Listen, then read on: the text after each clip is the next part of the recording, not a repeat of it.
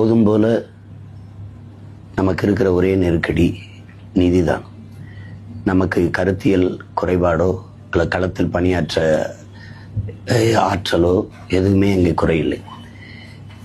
மற்றவர்கள் 30 கோடி 25 கோடி முதலீடு செய்யும்போது நாம் வாக்குக்கு காசு கொடுக்க போவதில்லை. ஆடம்பரமான படவடமான செலவுகள் ஒன்றும் இல்லை.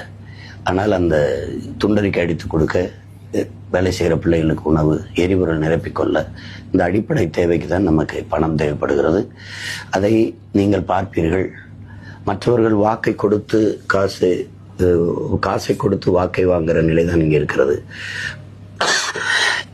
ஆனால் நம் மீது பேரன்பு கொண்ட, நம்பிக்கை கொண்ட நம் பெற்றோர்கள், நம் உடன் பிறந்தவர்கள், பிஞ்சு குழந்தைகள், அவர்கள் சிறு சிறு சேமிப்பை கொஞ்சம் கொஞ்சமாக சேர்த்த காசுகளை எல்லாம் நமக்கு செலவுக்கு வச்சுக்க என்று பேரன்பு